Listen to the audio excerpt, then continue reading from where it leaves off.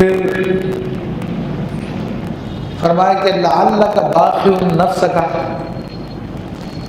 اللہ یکون مؤمنین، کہ کہیں آپ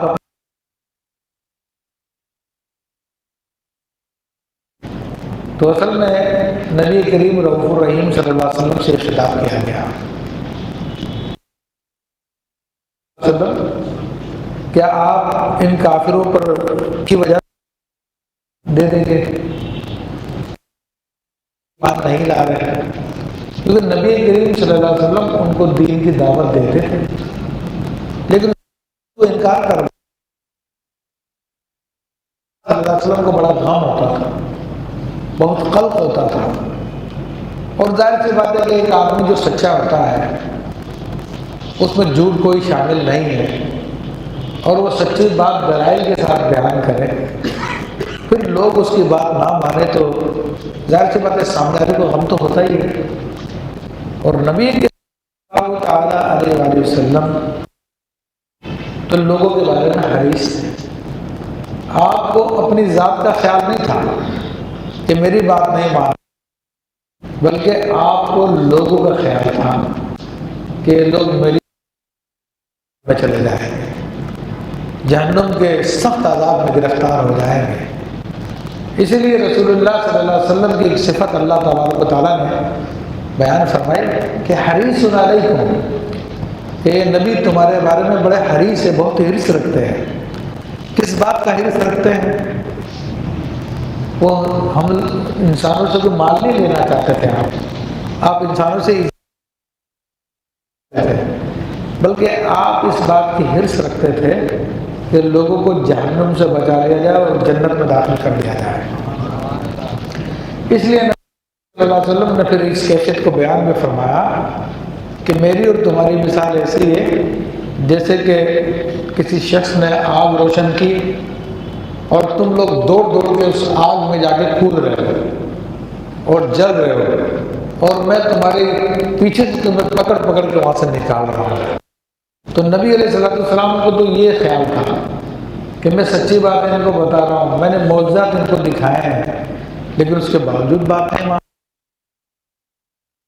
کیسی تبلیغ کرتے تھے؟ صرف یہ نہیں تھا کہ مسجد میں آ کے بیٹھ کے آپ نے خطاب کر لیا،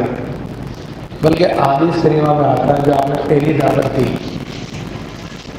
تو پہلے تو آپ 40 سال تک اپنے کردار سے لوگوں کو بتاتے کہ میں اور سارا عرب اس کا اعتراف کرتا تھا سچے بھی اور امین بھی ہے ہمارا۔ پھر آپ صلی اللہ علیہ وسلم نے لوگوں کو جمع بھی کیا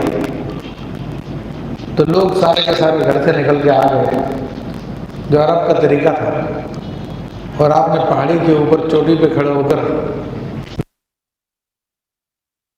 اگر میں تم سے کہوں کہ اس پہاڑی کے پیچھے سے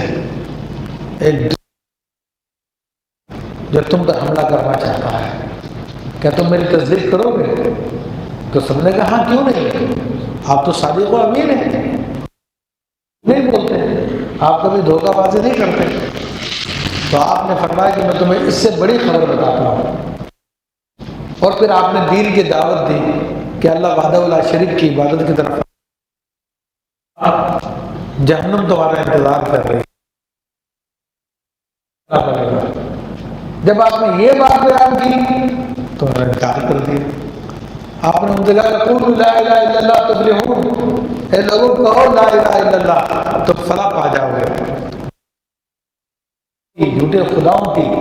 پوجا سے وہ لوگ باز آنے کے لیے تیار نہیں تھے، آپ کے کردار کو بھی مانتے تھے، ہر چیز کو مانتے تھے۔ آپ نے ان کے کہنے پر بڑے بڑے معجزات بھی دکھا دیے، چاند بھی 2 ٹکڑے کر کے دکھا دیے، اور بھی بہت سارے معجزات آپ نے ان کو دکھائے ہیں، لیکن اس کے باوجود نہیں مانتے تھے۔ اور آقا علیہ السلام کا جذبہ تبلیغ ایسا تھا،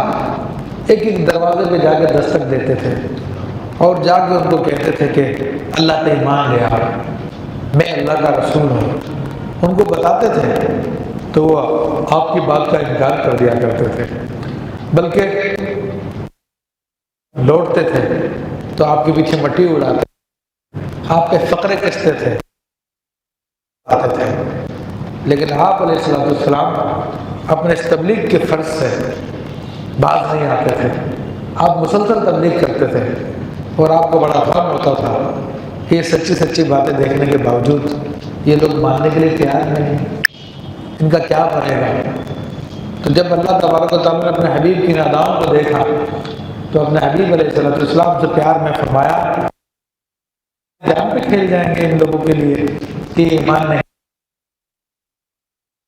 اللہ تعالیٰ نے تسلی دیا آپ کو، ننزل علیہم من اگر ہم آسمان سے فظلت اعناقهم لها خاضعین، تو چنانچہ ان کے اونچے اونچے تو ان کی گردنیں جو ہیں وہ جھک کے رہ جائیں گے۔ یعنی ہم چاہیں تو آسمان سے ایک ایسی نشانی اتار دیں یا کوئی ایسی چیز اتار دیں جس سے ان کی گردنیں جھک جائیں گی اور یہ اسلام کو ماننے لگ جائیں گے، لیکن لوگوں کو زبردستی مسلمان نہیں بنا رہا۔ اور زبردستی مسلمان کیوں نہیں بنا رہا؟ اس لیے نہیں بنا رہا کہ زندگی آزمائش ہے، اس نے انسان مخلوقات پیدا کی ہے اور فرشتے بھی پیدا کیے ہیں، حیوان بھی پیدا کیے ہیں، انسان بھی پیدا کیے ہیں، جنات بھی پیدا کیے اس نے، اور انسان کو خاص توجہ دی اور انسان کے اندر خیر و شر دونوں جمع کر دیے اور پھر اس کو اختیار دے دیا، اور ساتھ میں شیطان بھی پیدا کر دیا جو بہکانے کا کام کرتا ہے، اور اس کے ساتھ انبیاء کرام کو مبعوث فرمایا، انبیاء کے بعد علماء کو بھیجا تاکہ لوگوں کو دین کی طرف بلاتے رہیں۔ شیطان وہاں سے برائی کی طرف بلاتا ہے، یہاں سے انبیاء اور ان کے وارثین اچھائی کی طرف بلاتے ہیں۔ اب انسان کو اختیار دے دیا کہ اس میں سے کس چیز کو چنتا ہے۔ تو اللہ فرما رہا ہے کہ اگر ہم چاہیں تو ان کو مجبور کر کے مسلمان کر سکتے ہیں، لیکن یہ ہماری حکمت نہیں ہے، ہماری منشا نہیں ہے۔ ہم نے ان کو بااختیار پیدا کیا تاکہ اپنے اختیار سے لوگ اسلام کو قبول کریں، اور اللہ تعالیٰ چاہتا تو سب کو مسلمان ہی پیدا کر دیتا، اللہ تعالیٰ چاہتا تو شیطان کو پیدا نہ فرماتا، لیکن اس کا جو ارادہ ہے، اس کا جو منصوبہ ہے وہ وہی جانتا ہے۔ ہمیں حکم دیا گیا ہے کہ ہم انبیاء کرام کی پیروی کریں، انبیاء کرام کے جو وارث علماء کرام ان کی پیروی کریں۔ تو بتائیں کہ حبیب صلی اللہ علیہ وسلم آپ کا کام تو دعوت دینا تھا،